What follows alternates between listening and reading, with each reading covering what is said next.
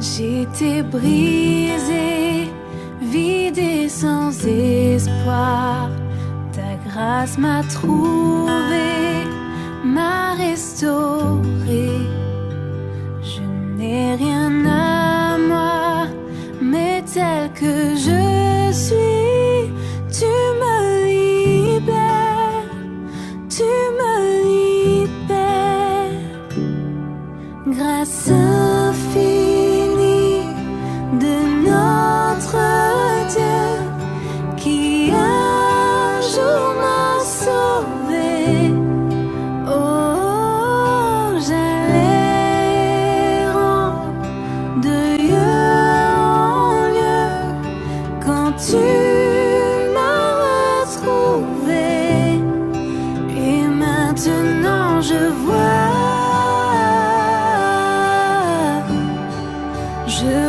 l'amour, la grâce dans tes yeux, donnant ta vie pour moi, me ramenant de la mort à la vie.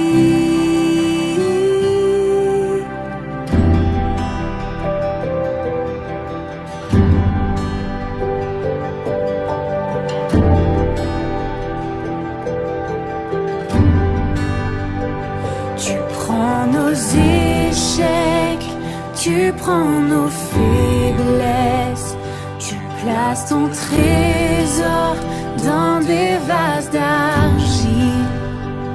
Oh, prends mon cœur, Père, je veux te servir pour que tous voient ta vie en moi.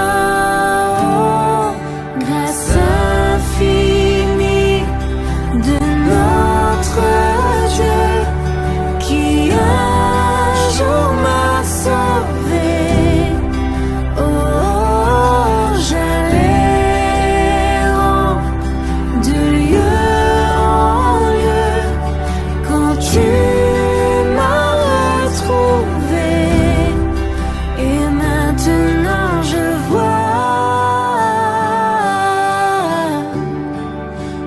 vois l'amour, la grâce dans tes yeux, donnant ta vie pour moi,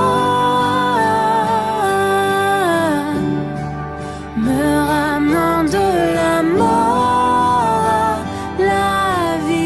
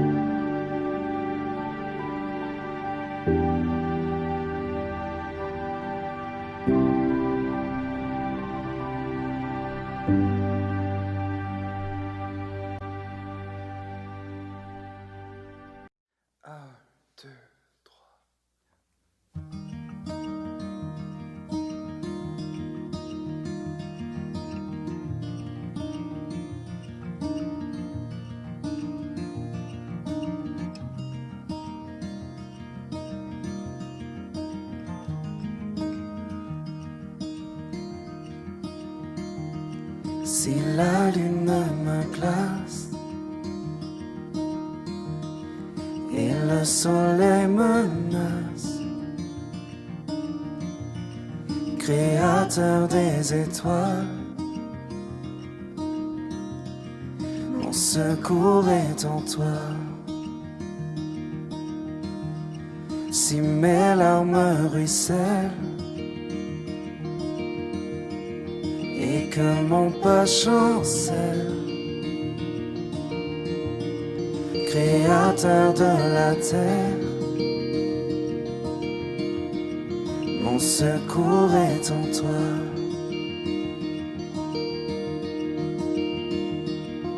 Je lève les yeux vers les hauts sommets. Toi seul est mon Dieu. Je proclamerai. Toi seul est ma force. Toi seul me restaure mon secours est en toi.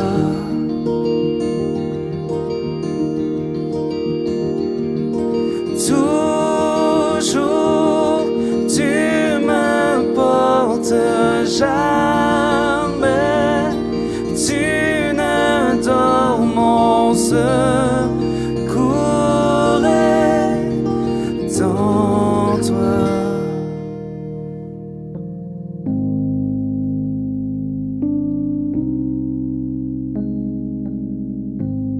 Si la peur m'envahit et mon âme chavire, créateur de la vie, mon secours est en toi.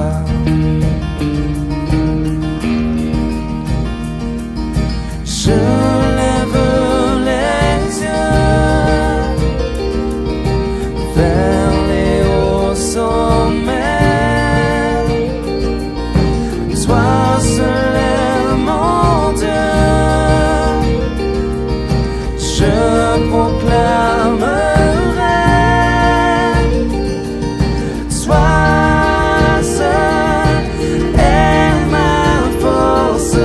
Toi seul me restaure, mon secours est en toi.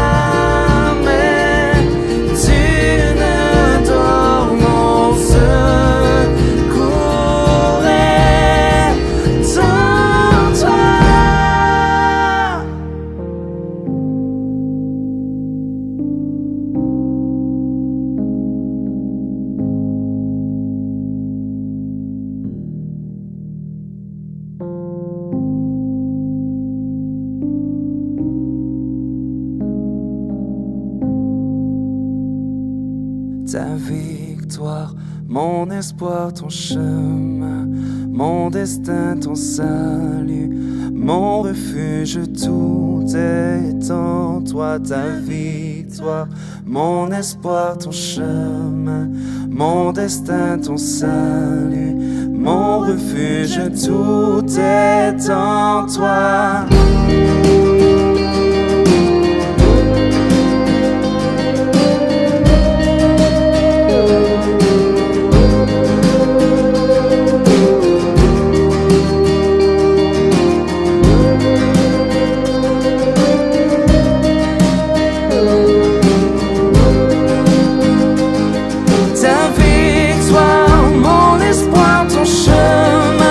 Mon destin, ton salut, mon refuge.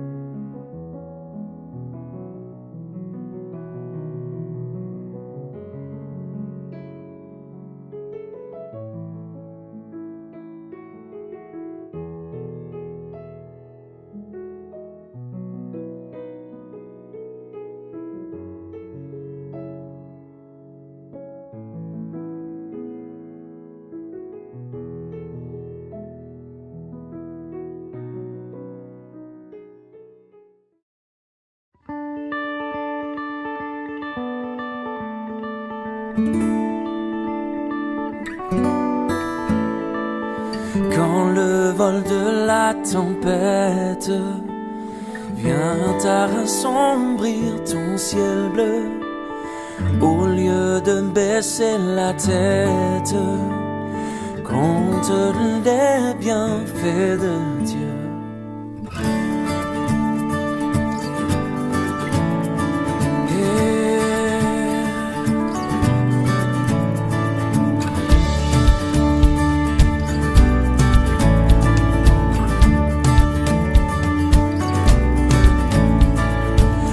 Sur la route glissante, tu chancelles sous ta croix. Pense à cette main puissante qui t'a béni tant de fois. Compte les bienfaits de Dieu, mets-les tous devant tes yeux, et tu verras en adorant combien le nom en est grand.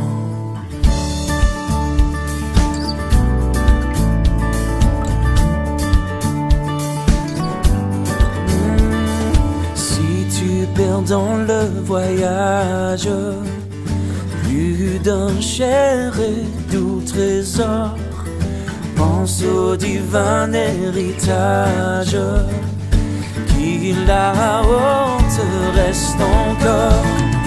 Compte les bienfaits de Dieu, mets-les tous devant tes yeux, et tu verras en adorant combien le nom en est grand.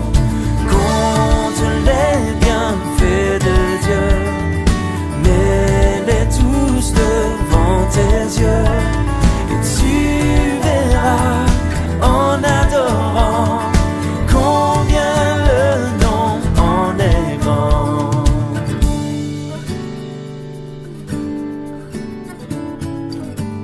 Yeah.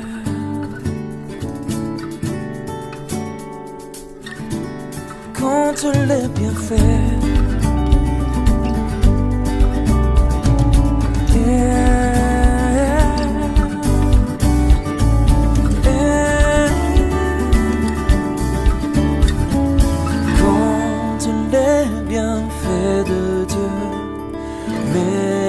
Tous devant tes yeux, et tu verras en adorant combien le nom en est grand.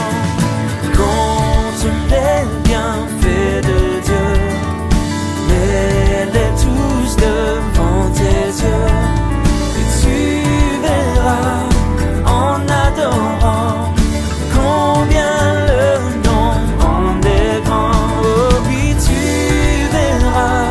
En adorant combien le nom en est grand.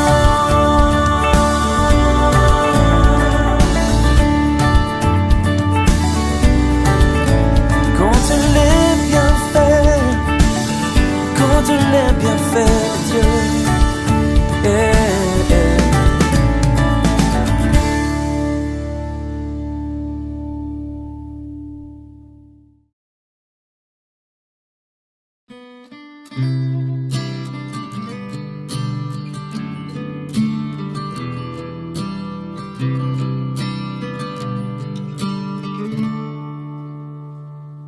Bénis Dieu, oh mon âme, rends gloire à son saint nom. Oh, chante comme jamais, oh mon âme, rends gloire à ton saint nom.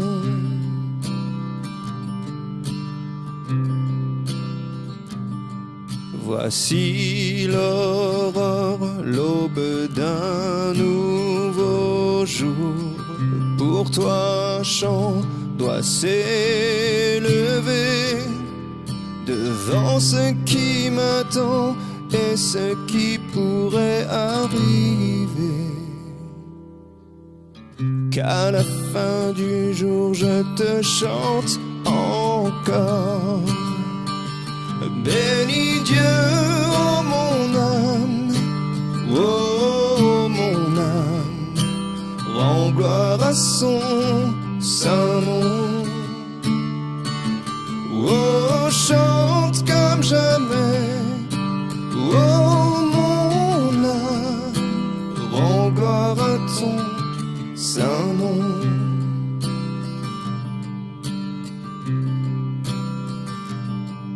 Riche en bonté et lent à la colère, ton nom est grand et ton cœur est bon.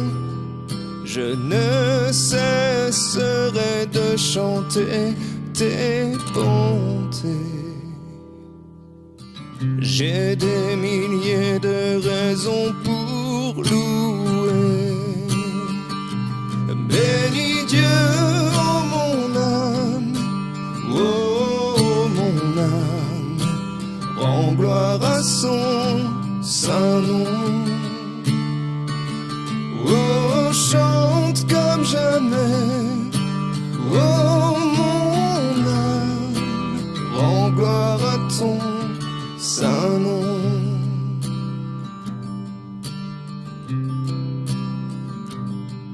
Un jour viendra, je n'aurai plus de force. Mon heure venue, la fin sonnera. Pourtant mon âme chantera tes louanges. Pendant des milliers d'années, oui, sans fin.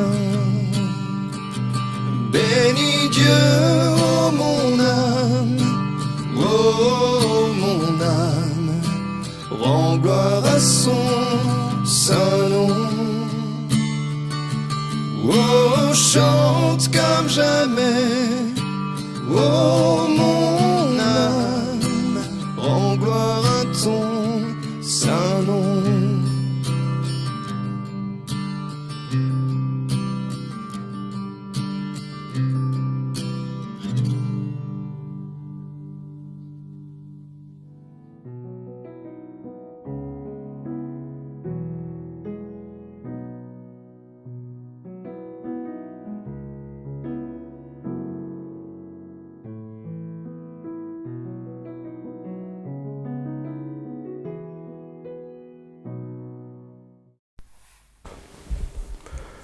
Bonjour frères et sœurs, que le Seigneur vous bénisse.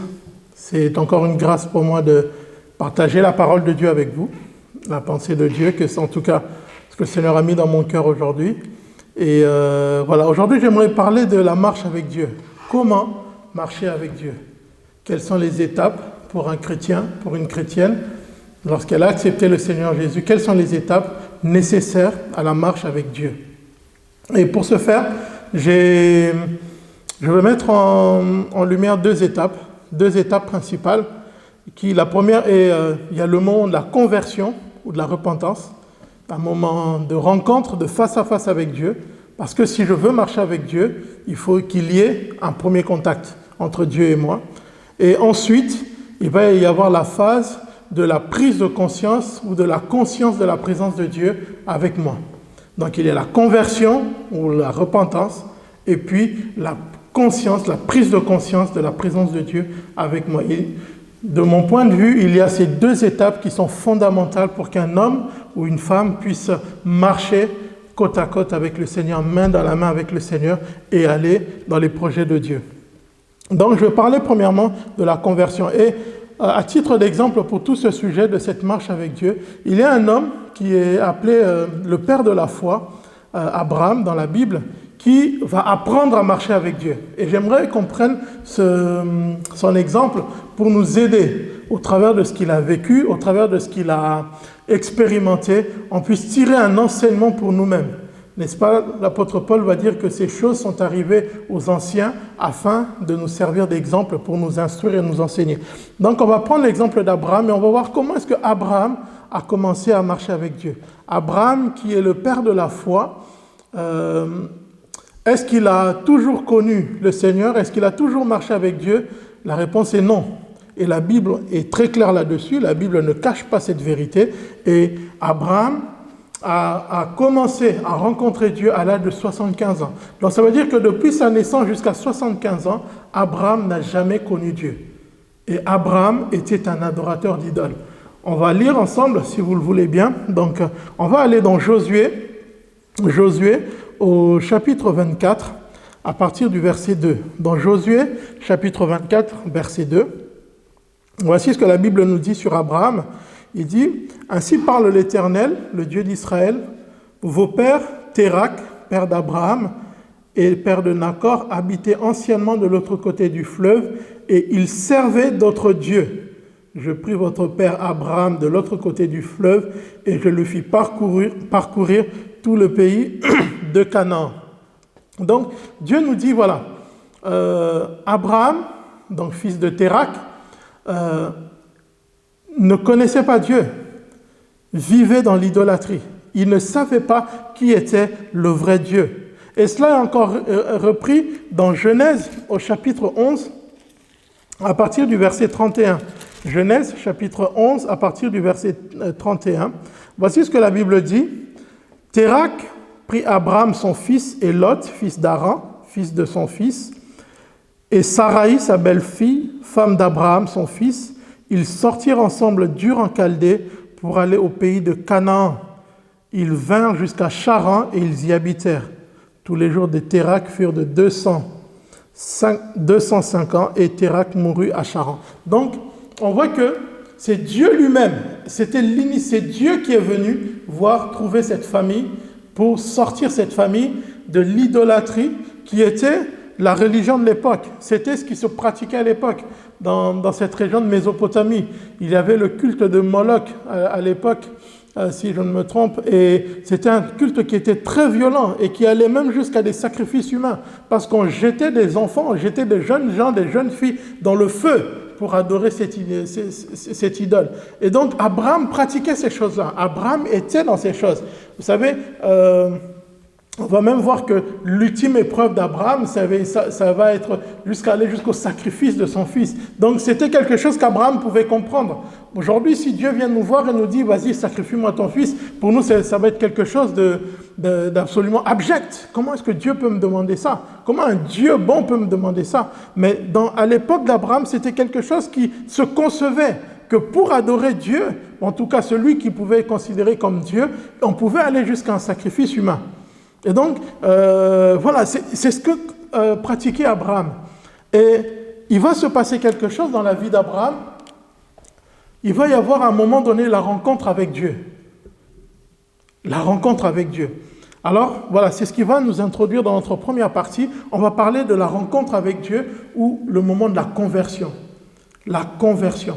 Et dans ce moment particulier, dans ce moment qui nous introduit à Dieu, on peut voir dans ce moment 3 étapes.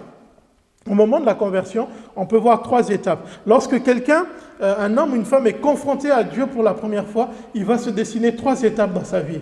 La première étape, c'est justement ce moment de la rencontre, la confrontation avec la personne de Dieu, ou la parole de Dieu, ou la volonté de Dieu, ou le projet de Dieu. Voici un homme ou une femme qui vivait sa vie normalement, qui était là, qui ne se souciait pas de Dieu, de la réalité de Dieu, ne se souciait pas du péché et toutes ces choses. Et puis il va arriver à un moment donné, il va être confronté à la parole de Dieu, à l'évangile, il va être confronté à la réalité de Dieu, il va être confronté au message de la Bible. Et cette personne va être bousculée parce que c'est un message qui vient et qui vous percute. Ce message vient vous percuter dans vos fondements, dans vos croyances et tout cela. Donc il y a le moment de la confrontation pendant le moment de la conversion. Ensuite, il y a un moment où on va accepter la solution de Dieu. Il faut accepter la solution de Dieu. Et ensuite, il y a un moment de renoncement. Et donc ces 3 étapes, la confrontation, l'acceptation et le renoncement, vont aider à constituer véritablement ce moment de conversion et de repentance. Quiconque a vraiment rencontré Christ et passé par la repentance est obligatoirement passé par ces 3 étapes-là. Donc, dans un premier point, on va voir qu'est-ce qui s'est passé pour Abraham. Quel est le moment de la confrontation, de la rencontre avec Dieu? On l'a lu tout à l'heure dans Genèse chapitre 11. Il est dit, Térak prit Abraham, son fils, et Lot, fils d'Aran, fils de son fils, et Sarai, sa belle-fille, femme d'Abraham, son fils. Ils sortirent ensemble d'Ur en Chaldée pour aller au pays de Canaan. Donc on voit que Dieu a d'abord parlé à Térak, le père d'Abraham. Dieu n'a jamais parlé à Abraham directement, le premier. Il a d'abord parlé à son père. Et donc la rencontre de Dieu avec Abraham avait déjà commencé parce que Dieu avait commencé déjà d'abord à parler à son père. Donc Abraham déjà, il y a un travail qui se faisait en lui de considérer que leur Dieu, le Dieu d'avant, celui qu'ils adoraient avant, n'était pas réellement le vrai Dieu, parce que là, voilà, son père avait pu rencontrer le vrai Dieu, et ce Dieu-là leur demandait de quitter le pays où ils étaient, de quitter leur environnement et d'aller à Canaan, le pays de la promesse. Et donc, c'est comme ça qu'ils vont prendre la route, cette famille va prendre la route. Mais, arrivé à mi-chemin, Térak, le père d'Abraham, va s'arrêter. Il ne va pas vouloir continuer plus loin. Vous savez, Charan veut dire petit fruit. Donc ça veut dire que quand Dieu l'a fait sortir d'Ur en Chaldée, ce pays idolâtre, et que sur la route ils sont arrivés à Charan, Térak a vu qu'il a commencé à prospérer. Il a vu que les choses commençaient à se mettre en place dans sa vie, et donc il a décidé de rester là. Il ne voulait plus sortir de son nouveau confort, il ne voulait plus sortir de cette prospérité qui commençait à se mettre en place. Il ne voulait plus aller jusqu'à Canaan. Et donc la famille va rester là. Et c'est là que, quand Térak va mourir, le Seigneur va revenir maintenant vers Abraham. Et c'est à ce moment-là que le Seigneur va rencontrer Abraham, à partir de Genèse chapitre 12. Donc c'est la rencontre maintenant de Dieu avec Abraham. Alors comment cela s'est passé? La Bible dit donc dans Genèse chapitre 12, à partir du verset 1, l'Éternel dit à Abraham, va-t'en de ton pays, de ta patrie et de la maison de ton père dans le pays que je te montrerai. Je ferai de toi une grande nation et je te bénirai, je rendrai ton nom grand et je serai une source de bénédiction et tu seras une source de bénédiction. Je bénirai ceux qui te bénissent et qui te béniront et je maudirai ceux qui te maudiront. Et toutes les familles de la terre seront bénies en toi. Donc le moment de la confrontation d'Abraham avec la volonté de Dieu. Comme vous et moi, à un moment donné, nous avons été confrontés à la volonté de Dieu. Nous avons été confrontés à la parole de Dieu. Comment cela s'est-il passé pour nous? Quel était ce moment de rencontre? Le moment de rencontre s'est fait dans nos cœurs le jour où Dieu nous a exposé qui nous étions réellement devant lui, que nous étions pécheurs. Dieu nous a confrontés à sa vision sur notre vie. Dieu nous a confrontés à la réalité de ce que nous étions. Nous étions pécheurs. Et comme sa parole le déclare, comme sa justice le déclare, le salaire du péché, c'est la mort. Et Dieu nous dit, à un moment donné, tu es pécheur et tu dois mourir. Le salaire du péché, c'est la mort. Si tu meurs, tu vas en enfer.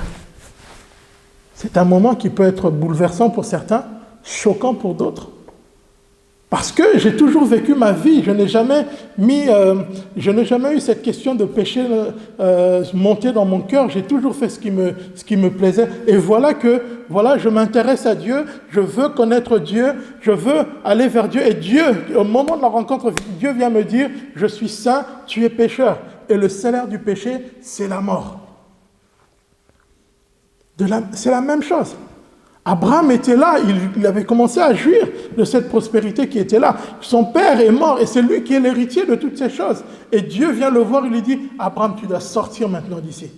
Tu dois quitter tout cela parce que moi, j'ai un autre projet pour toi. Je veux que tu sois une source de bénédiction pour les nations. Donc, tu dois quitter tout ce que tu connais aujourd'hui.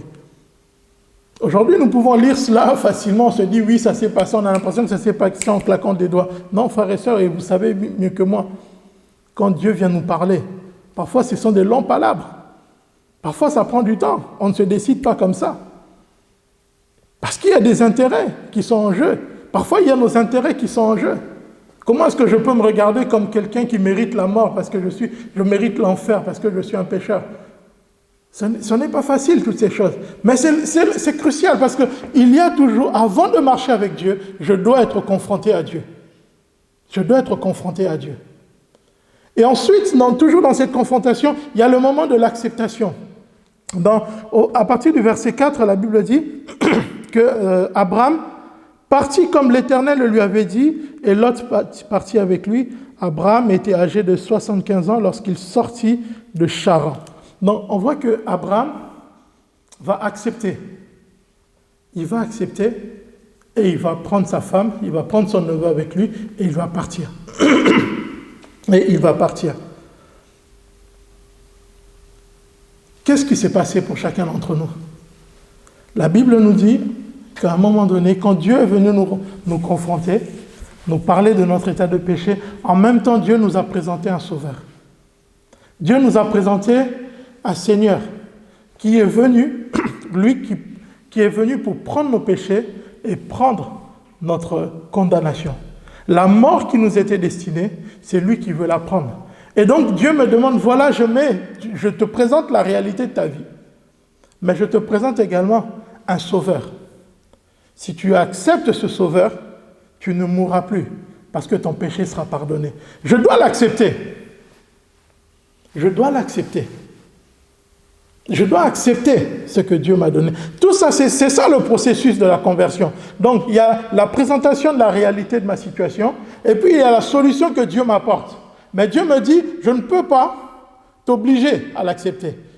C'est toi qui dois décider de l'accepter. Comme Abraham, Dieu n'a pas forcé Abraham à partir. C'est Abraham qui a accepté de partir. Abraham prit sa femme, il a pris sa femme. Donc, il a accepté.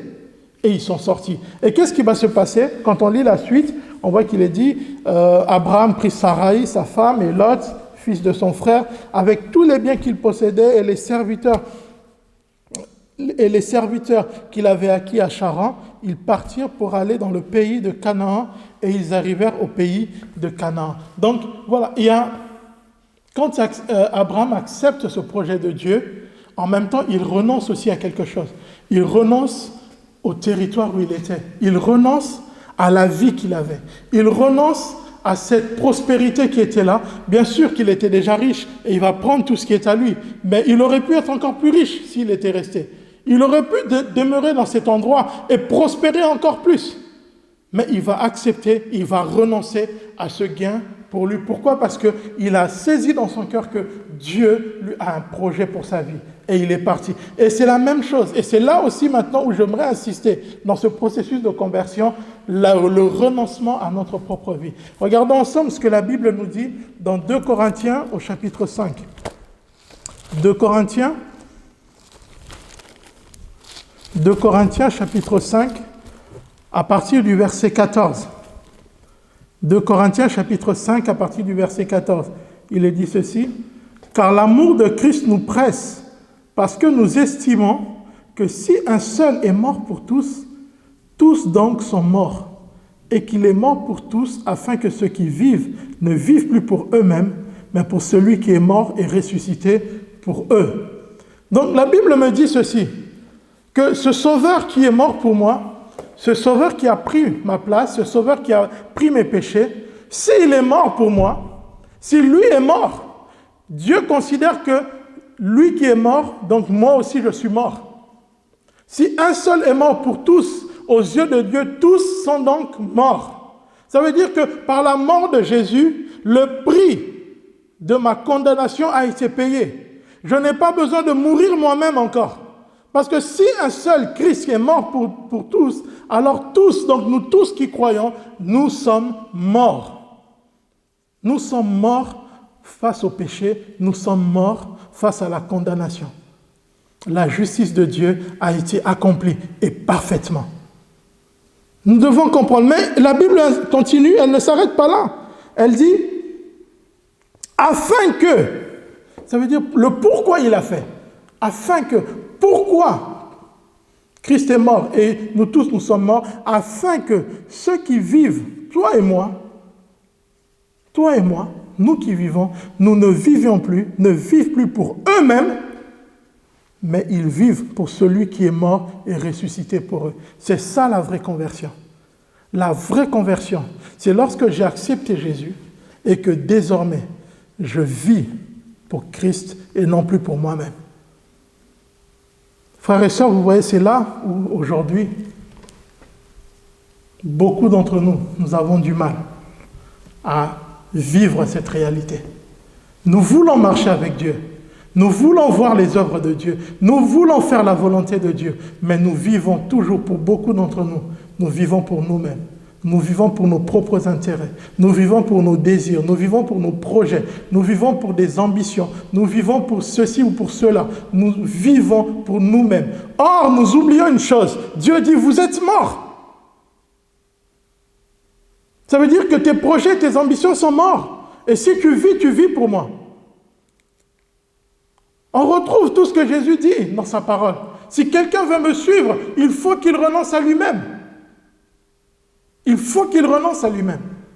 Si quelqu'un veut être mon disciple, il doit renoncer à lui-même. Et c'est là où nous avons du mal. Et c'est pourquoi nous voulons vivre des choses, expérimenter des choses, mais ça ne marche pas. Pourquoi ça ne marche pas? Parce que nous vivons toujours et encore pour nous-mêmes. Nous avons accepté le pardon de Dieu. Nous avons accepté le pardon de nos péchés. Mais la réalité de notre vie de tous les jours, elle n'est pas pour Dieu, mais elle est en réalité pour nous-mêmes. Elle est en réalité pour nous-mêmes. Ce matin, j'aimerais que nous nous interrogions. Quel est le moteur de notre vie réellement? Je ne dis pas que nous ne sommes pas chrétiens. Je ne dis pas que nous ne prions pas. Je ne dis pas que nous ne lisons pas la Bible. Je ne dis pas que nous n'écoutons pas les prédications. Loin de là. Nous faisons beaucoup ces choses et c'est très bien de le faire. Mais quelle est la raison majeure de ma vie? Quelle est la raison majeure de ma vie? C'est ça où tout commence. On ne peut pas marcher avec Dieu.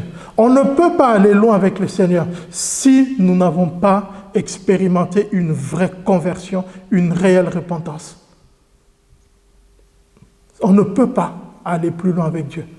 Parce que si je ne suis pas conscient que je suis mort pour moi-même, à un moment ou à un autre, le Saint-Esprit va me demander quelque chose. Le Seigneur va me demander d'aller quelque part. Le Seigneur va me demander de poser un acte de foi et je serai incapable de le faire. Pourquoi? Parce que je serai tellement conscient de moi-même, je ne peux pas aller au-delà. Ma chair, à un moment, va me dire, mais tu vas où comme ça? Jusqu'où tu vas aller comme ça? Est-ce que tu ne vois pas que tu es en train de perdre tes propres intérêts? Et souvent, c'est ce qui arrive. On voit des chrétiens qui se replient sur eux-mêmes. Parce qu'ils ont l'impression qu'on commence à abuser d'eux. Parce qu'ils ont l'impression qu'ils commencent à perdre des intérêts et des bénéfices. Voilà pourquoi beaucoup s'arrêtent en chemin. Voilà pourquoi beaucoup ont du mal à persévérer. Voilà pourquoi beaucoup ont du mal à continuer à marcher dans la foi. Parce que la réalité de ce qu'ils sont eux-mêmes est toujours encore présente. Regardons ce que nous dit la Bible dans Romains chapitre 6. Romains chapitre 6, à partir du verset 6, il nous dit ceci. « Sachant que notre vieil homme a été crucifié avec Christ, afin que le corps du péché fût détruit, pour que nous ne soyons plus esclaves du péché. Car celui qui est mort est libre du péché. »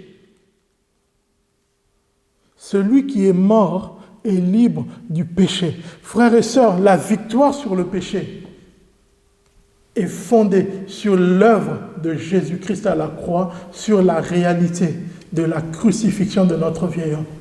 Nous avons été crucifiés avec Christ. Notre vieil homme a été crucifié avec Christ. Tant que cette vérité n'est pas réelle dans nos cœurs, nous allons lutter encore et encore et encore avec les mêmes choses, les mêmes vices, les mêmes travers, les mêmes péchés. Nous allons tourner en rond parce que nous ne réalisons pas que la victoire sur le péché est dans la mort. La victoire sur le péché est dans la mort.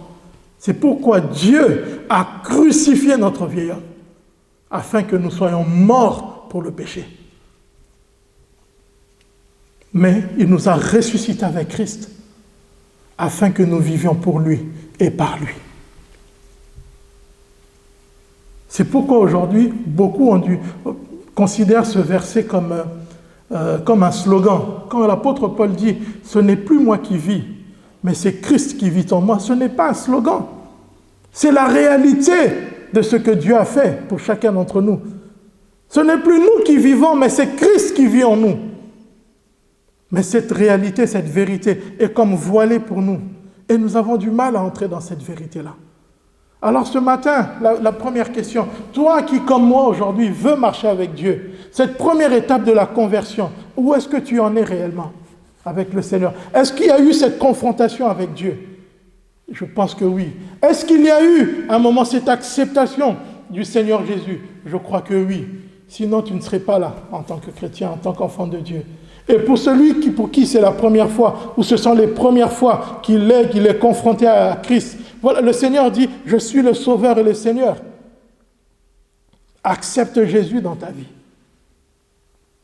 Et pour finir, est-ce qu'il y a eu renoncement? Est-ce qu'il y a eu réellement renoncement à toi-même, à ta propre vie, pour vivre pour Christ? Est-ce qu'il y a eu ces 3 étapes dans ta vie? Frère, si ce n'est pas le cas, je veux nous encourager à considérer d'abord cet aspect de notre vie avant d'aller plus loin avec Dieu. Tu ne peux pas vivre tout ce que Dieu a pour toi si ces 3 étapes ne sont pas réellement accomplies. Si un seul est mort pour tous, tous sont donc morts, afin que ceux qui vivent ne vivent plus pour eux-mêmes, mais vivent pour celui qui est mort et ressuscité pour eux. Frère, c'est la parole de Dieu. Alors que le Seigneur nous aide à saisir cela. À saisir cela. Ça, c'était la première étape dans ma marche avec Dieu. Alors la deuxième étape, qu'est-ce que Dieu me dit? C'est d'être conscient de la présence de Dieu. Et on va voir cela dans la vie d'Abraham. Être conscient de la présence de Dieu. On l'a lu tout à l'heure, Dieu a appelé Abraham. Tout d'abord, j'aimerais peut-être essayer d'expliquer, être conscient de la présence de Dieu. Qu'est-ce que c'est? Qu'est-ce qu'on peut comprendre là-dessus? Être conscient de la présence de Dieu, ça veut dire avoir dans nos cœurs les yeux fixés sur Dieu. Ça veut dire que tout ce que je vis maintenant, je le vis au travers d'un filtre qui est Dieu est présent avec moi dans tout ce que je fais et ce que je vis. Et sa réalité est avec moi à chaque instant. C'est ça, être conscient de la présence de Dieu. Ça veut dire que j'accepte de dépendre de Dieu. J'accepte que Dieu soit la force qui conduit ma vie. C'est ça, être conscient de la présence de Dieu. C'est ça, puiser en Dieu. C'est ça, dépendre de Dieu. C'est ça, s'appuyer sur Dieu. S'appuyer sur Dieu. Être conscient de la présence de Dieu. Ça veut dire qu'il y a des choses qui peuvent nous détourner de cela. Il y a des choses qui peuvent nous détourner de cela. Mais aujourd'hui, j'aimerais parler de comment on peut cultiver, comment on peut nourrir la présence de Dieu à côté de nous. La première chose que j'ai notée, c'est garder l'appel de Dieu présent dans notre cœur. Abraham a été appelé par Dieu. Quand je parle d'appel, aujourd'hui, on a un petit peu mis l'emphase sur, concernant l'appel, on a mis l'emphase sur les ministères. Ah oui, lui, il a un appel de Dieu, ça veut dire qu'il est pasteur ou prophète ou évangéliste ou docteur et tout ce que vous voulez. Non, je ne parle pas de ça. Je parle de l'appel que Dieu a mis dans la vie de chaque chrétien, c'est-à-dire avoir une relation avec lui, une communion avec lui. Ça veut dire se séparer du péché, ça veut dire vivre sa vie pour Dieu, marcher pour Dieu. Marcher avec Dieu, c'est ça l'appel dont je parle. Et la première chose pour être conscient de la présence de Dieu, je dois avoir dans mon cœur, je dois avoir dans mon esprit, présent à chaque moment, présent que je suis appelé de Dieu. Que Dieu m'a appelé. Je suis enfant de Dieu. Je suis fille de Dieu. Je suis fils de Dieu. Je dois avoir ça constamment en moi. Parce que si j'oublie cette réalité, je peux me lancer dans beaucoup de choses et passer à côté. Je peux commencer maintenant à faire des compromis. Regardons ce qui s'est passé avec Abraham. Abraham, il est dit tout à l'heure, on l'a lu, il dit qu'Abraham est arrivé au pays de Canaan. Et qu'est-ce qui se passe à Canaan? Quand Abraham, je vous raconte l'histoire, je vous laisserai lire, sinon ça va être trop long. Abraham, quand il arrive à Canaan, il y a une épreuve qui va arriver. J'ai envie de dire, généralement, frères et sœurs, Généralement, lorsque Dieu nous parle, lorsque Dieu nous appelle dans quelque chose, lorsque Dieu met une pensée dans ton cœur, lorsque Dieu met un rêve, une vision dans ton cœur, dis-toi bien que tu seras testé par rapport à ça. Tu seras testé par rapport à ça pour voir la réalité de ton cœur par rapport à ça. Tu seras testé. Nous sommes testés. Lorsque nous confessons quelque chose, lorsque nous proclamons quelque chose, comme venant de Dieu pour notre vie, nous serons testés par rapport à ça. Abraham quitte Charan, il emmène toute sa famille, il arrive à Canaan, il est au bon endroit, frères et sœurs. Il est dans l'endroit que Dieu lui a dit, où Dieu lui a dit d'aller. Il est dans la volonté de Dieu, il est dans la vision de Dieu, il est dans le projet de Dieu. Il a ses deux pieds à Canaan. Frères et sœurs, la Bible dit que la famine est arrivée. Et qu'est-ce que Abraham va faire? Il va faire ce que nous faisons souvent. Il va mettre de côté l'appel et la vision de Dieu. Et il va commencer à faire des compromis. Et qu'est-ce qu'il fait? Il court en Égypte. Il retourne en Égypte. Nous savons que l'Égypte, c'est le type du péché. Il retourne à son ancienne vie. La preuve en est, quand il arrive en Égypte, il dit à sa femme, sa propre femme, écoute, quand on va arriver, comme tu es très belle, tu vas dire à tout le monde que tu es ma sœur. Et comme ça, on va me faire du bien par toi. Il vend sa propre femme, frères et sœurs. Abraham a vendu sa femme pour sauver sa vie. Pour sauver sa vie. Alors, ne nous étonnons pas parfois lorsque, quand il y a de grandes épreuves, quand il y a des grandes difficultés, parfois nous faisons des compromis. Parce que c'est dans notre nature charnelle. Parce que notre humanité veut se préserver. Notre chair veut se préserver. Abraham a fait ça.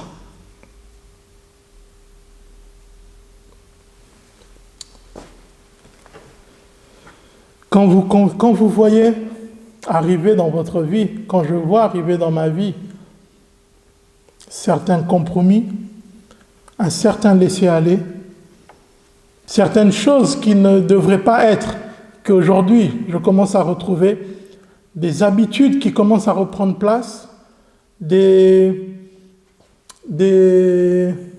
envies, des actes qui je pensais être derrière moi revenir. La vraie question que je dois me poser, c'est: est-ce que je suis toujours conscient de l'appel de Dieu? Est-ce que je suis toujours conscient de l'appel de Dieu? Si je suis réellement conscient de l'appel de Dieu, il sera très difficile pour moi de faire des compromis, parce que la réalité de Dieu s'imposera à mon cœur.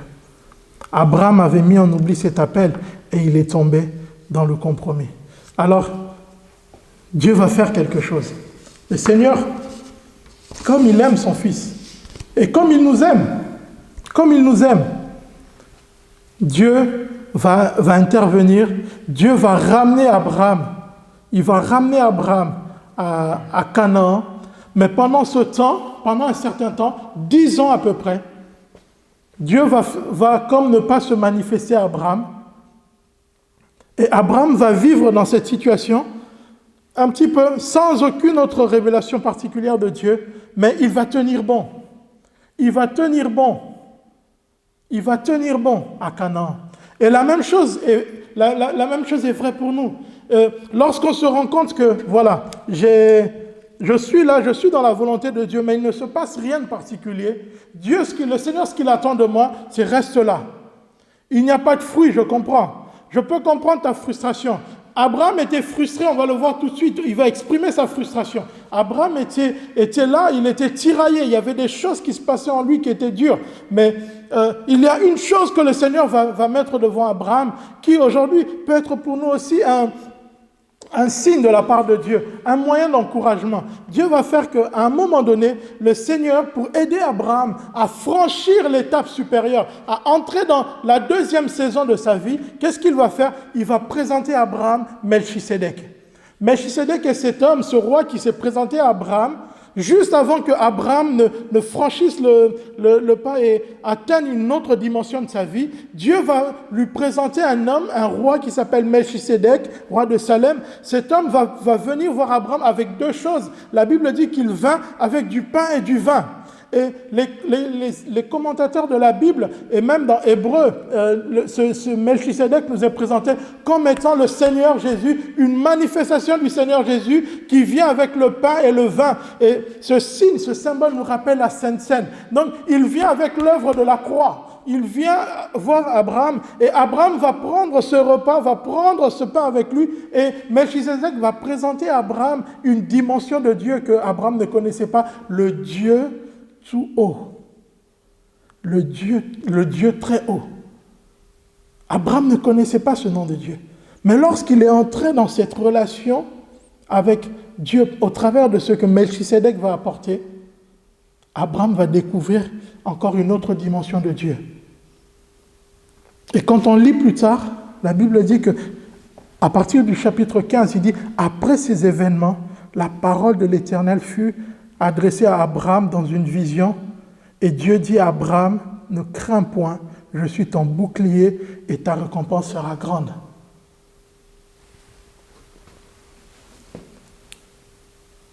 Dieu, le Seigneur, va apporter à Abraham la symbolique de la croix. La symbolique de la croix. Aujourd'hui, frères et sœurs, nous sommes nés de nouveau, parce que nous ne sommes plus dans la symbolique, mais nous sommes dans la réalité. Nous sommes dans la réalité, nous avons la croix de Christ, nous avons le sang de Christ qui a été répandu pour nous. Le sang de Jésus a été répandu pour nous. Samedi, nous avons pris la Sainte Seine ensemble. Nous avons pris la Sainte Seine ensemble samedi. Alors je peux vous dire une chose, ce que nous avons fait par la foi est l'ouverture de quelque chose qui va se passer en chacun d'entre nous. Parce qu'on voit que Dieu revient vers Abraham après ces événements, après ce moment. Dieu vient maintenant pour donner une révélation à Abraham et se révéler à Abraham. Dieu va ouvrir maintenant les yeux d'Abraham. Et qu'est-ce qui va se passer maintenant avec Abraham ? Qu'est-ce qui va se passer avec Abraham? Regardons le verset 4.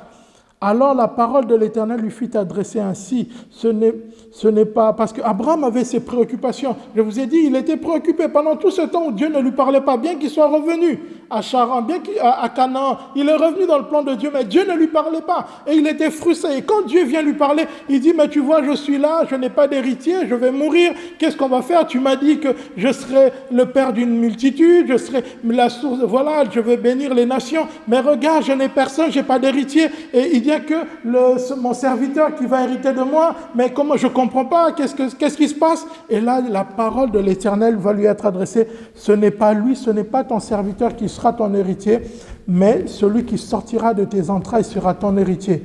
Et après l'avoir conduit dehors, il dit, regarde vers le ciel et compte les étoiles, si tu peux les compter. Et il lui dit, telle sera ta postérité. Abraham, verset 6, eut confiance en l'Éternel qui le lui imputa à justice. On voit maintenant que la foi commence à opérer. La foi commence à opérer, frères et sœurs. Après le moment de Sainte Seine, la foi commence à opérer. Dieu ouvre une dimension nouvelle à Abraham. Frère, je suis persuadé que quelques-uns d'entre nous vont vivre une expérience avec Dieu très glorieuse. Dieu va vous visiter là où vous êtes. Dieu va nous visiter. Dieu va nous transporter dans une autre dimension, afin que notre foi maintenant commence à récolter du fruit. C'est à partir de là qu'Abraham va croire ce que Dieu lui dit et il va être déclaré juste aux yeux de Dieu. La foi qui commence à opérer, la foi qui commence à entrer dans une plus grande dimension. Alors aujourd'hui, si nous sommes peut-être dans une situation comme où il ne se passe rien, appuie-toi sur ce que Christ a accompli à la croix. Appuie-toi sur l'œuvre de la croix. Proclame les mérites du sang de Christ. Proclame la puissance de la croix dans ta vie. Proclame la puissance sur la mort. Proclame la puissance de guérison. Proclame la délivrance. Proclame que Christ a dépouillé Satan de toute son autorité. Que le sang de Christ nous a rachetés. Proclame ces choses. Il s'est fait pauvre pour nous afin que nous soyons enrichis. C'est la croix, la puissance de la croix. Et à partir de là, le Saint-Esprit va te faire vivre une expérience spirituelle avec Dieu. Et tu verras ta foi être boostée pour entrer dans une autre dimension de la grâce de Dieu. Mais vous savez, il va se passer encore quelque chose là aussi. Il va se passer encore quelque chose là aussi. C'est que la foi d'Abraham va être mise à l'épreuve. Je vous ai dit que la première chose, lorsqu'on veut marcher avec Dieu, c'était de garder dans son cœur, dans sa conscience, la réalité de l'appel. La deuxième chose, c'est de manifester la foi qui nous fait vivre la puissance de Dieu qui va commencer à porter du fruit. C'est la deuxième chose. Mais dans toutes ces étapes, frères et sœurs, nous sommes testés. Nous sommes testés. Concernant l'appel d'Abraham, ça va être l'Égypte, le test. Et concernant la foi d'Abraham, cette foi qui a dit qu'elle a saisi la promesse de Dieu, Abraham, en quittant la présence de Dieu, va se retrouver devant sa femme. Sa femme va lui dire, « Ok, Abraham, j'entends ce que tu me dis. Écoute, moi, j'ai une solution. Regarde, j'ai ma servante qui est juste à côté. Prends-la, elle va te donner un fils. » Je pense que c'est ça la réalité de Dieu. C'est ça la promesse de Dieu. Moi, je suis trop vieille. Et Abraham, pour une deuxième fois encore, va succomber et il va avoir Ismaël. Il va avoir Ismaël et cela va créer du trouble dans sa famille. Cela va créer du trouble dans sa maison. Sa femme va commencer à se plaindre à cause de cette servante. Et ça a failli faire un grand déchirement dans la famille d'Abraham. Cet homme qui avait manifesté de la foi, le voilà maintenant en prise avec des soucis familiaux. Des soucis familiaux, excusez-moi. Notre foi sera éprouvée. Notre foi sera éprouvée. Ta foi sera éprouvée. Elle sera éprouvée, mon frère, ma soeur, afin qu'elle soit fortifiée et solide. Afin qu'elle soit fortifiée et solide. Et là aussi, nous voyons le Seigneur faire grâce à Abraham. Et dernier point, pour marcher avec Dieu, je répète encore mes 3 points. Être tout conscient de l'appel de Dieu dans sa vie. Manifester la foi qui porte du fruit. Ça veut dire croire en la parole de Dieu. Croire ce que Dieu dit, même si cela dépasse notre entendement. Mais nous accrocher à ça. C'est ça la foi qui porte du fruit. Et troisièmement, et Dieu va le dire à Abraham, à partir du chapitre 17, lorsqu'Abraham fut âgé de 99 ans, l'Éternel apparut à Abraham et lui dit, « Je suis le Dieu tout-puissant, marche devant ma face et sois intègre. » Tu dois être intègre devant Dieu. Je dois être intègre devant Dieu. Si je veux cultiver la conscience de la présence de Dieu, je dois être intègre devant Dieu. L'intégrité est ce qui nous aide véritablement à connaître Dieu. C'est là que Dieu se présente à Abraham pour lui dire « Je suis El Shaddai, le Dieu tout suffisant.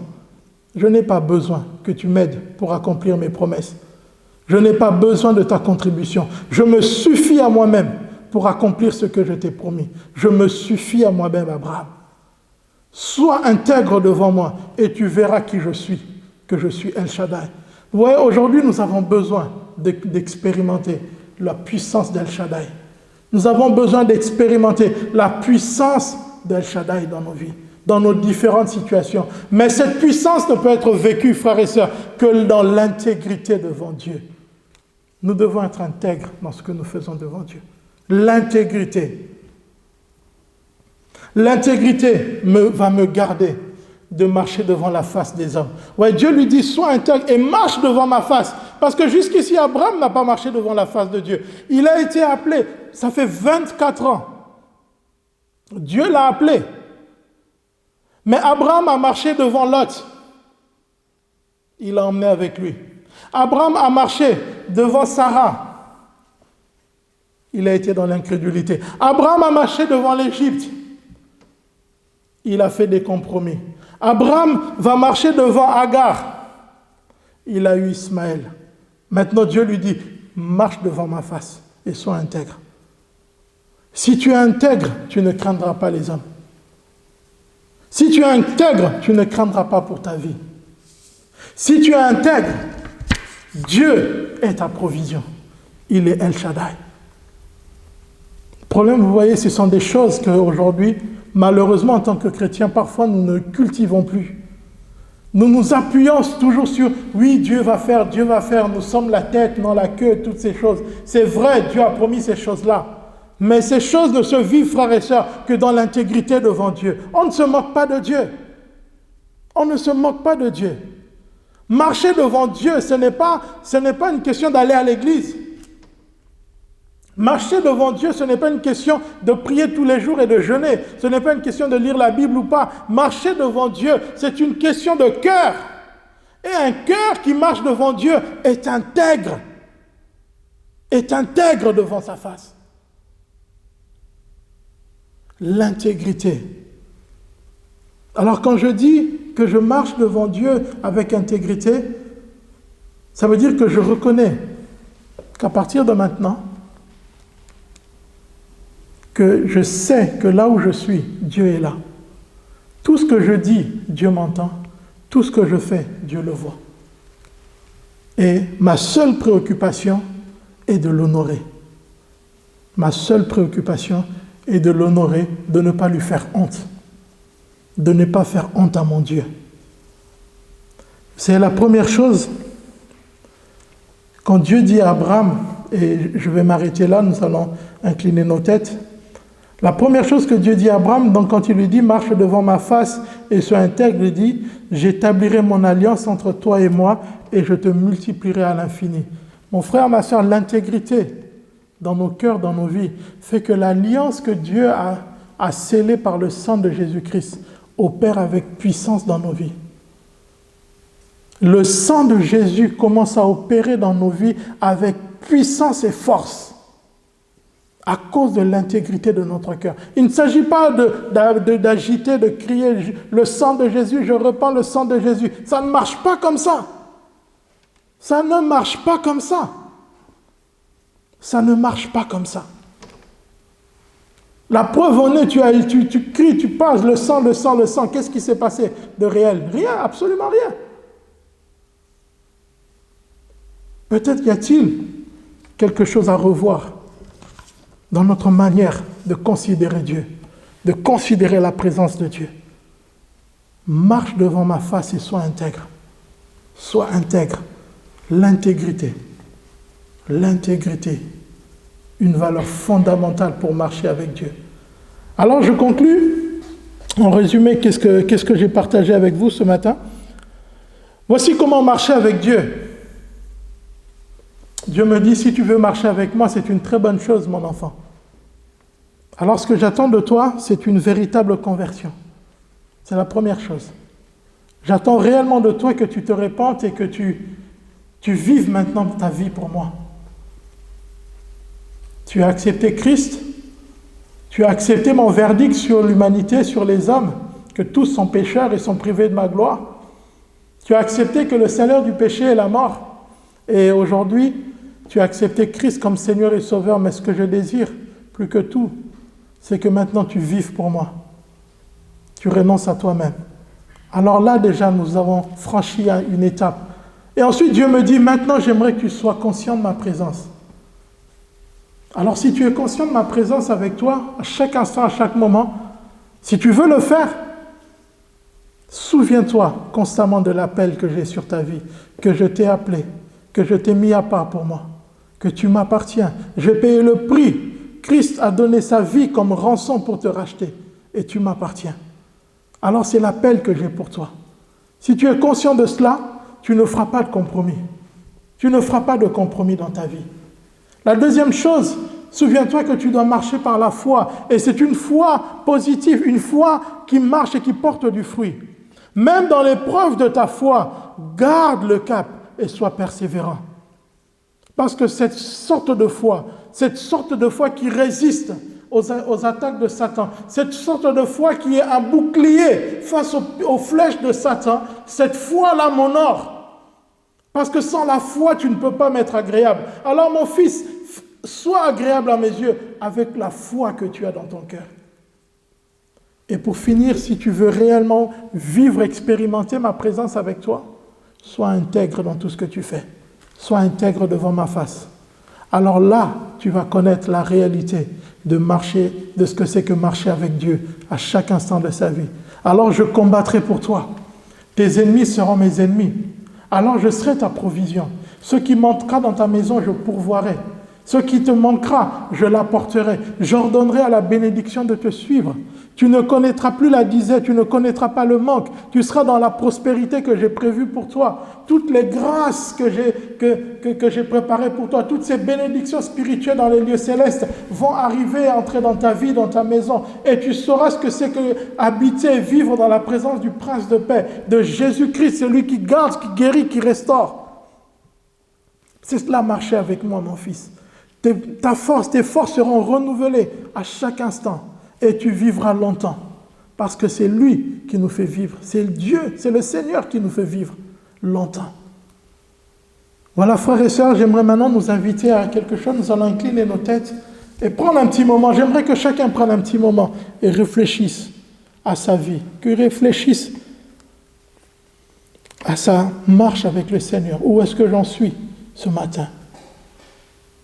Où en es-tu ce matin? Par rapport à la conversion, ta conversion, à savoir, est-ce que tu as abandonné réellement ta vie à Dieu? Ou est-ce que tu vis toujours encore pour toi-même? Que peut-être quelqu'un va aussi s'interroger sur le fait de la conscience de Dieu avec lui. Es-tu réellement conscient que Dieu est avec toi? Où en es-tu de l'appel que tu as reçu?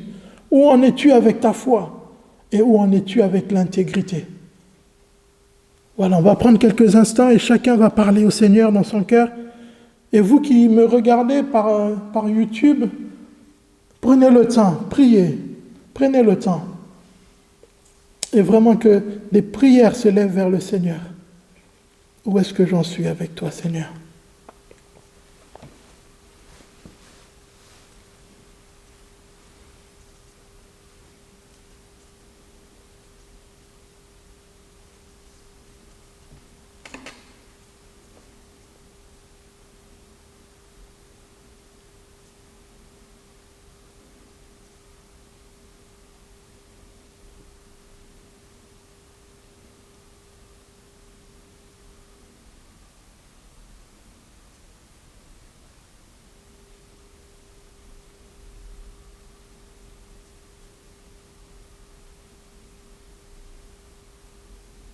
Excellent Père de grâce, je te rends gloire, je te bénis pour le message ce matin. Merci Père pour ta bonté, merci pour ta fidélité envers chacun d'entre nous. Merci Père de nous visiter, chacun où nous sommes, dans nos maisons, par le Saint-Esprit qui est avec nous, Père, de parler à nos cœurs. Merci de nous aider, tous autant que nous sommes à marcher avec toi, à apprendre à marcher avec toi. Merci Père de nous aider à pouvoir clarifier nos vies devant toi. Que tout ce que nous sommes soit pour la gloire de ton nom. Que nos vies soient pour la gloire de ton nom. Père, merci encore pour ta présence. Merci pour ta bonté, ta fidélité. Père, que ton nom soit glorifié. C'est dans le nom de Jésus que nous t'avons prié. Amen. Amen. Bonjour tout le monde, c'est Jean-Charles du pôle communication de l'église de Chaumontel. J'espère que vous allez bien. Alors voilà, notre culte en ligne touche à sa fin. Nous avons été ravis de passer ces moments avec vous et nous espérons que vous aussi, vous avez passé un excellent moment dans la présence de Dieu. Alors avant de nous quitter, juste quelques annonces. Premièrement, pour ne rien rater et être informé de toutes nos vidéos, pensez bien à vous abonner à la chaîne YouTube de l'église de Chaumontel en cliquant sur le bouton « S'abonner » en rouge juste sous la vidéo. Pensez également à activer les notifications. N'hésitez pas non plus à visiter notre site web église-chaumontel.com. Le lien se trouve dans la description sous la vidéo. Vous y retrouverez les rediffusions de nos cultes en ligne, des challenges et des études bibliques, ainsi que toutes les informations concernant les dîmes et les offrandes. Enfin, si vous souhaitez en savoir plus sur notre Église, si vous avez des questions ou des suggestions, n'hésitez pas à nous contacter là aussi via notre site internet. Je vous souhaite un excellent dimanche, encore merci du fond du cœur pour votre présence et je vous dis à dimanche prochain à 10h pour le culte en ligne. Soyez bénis!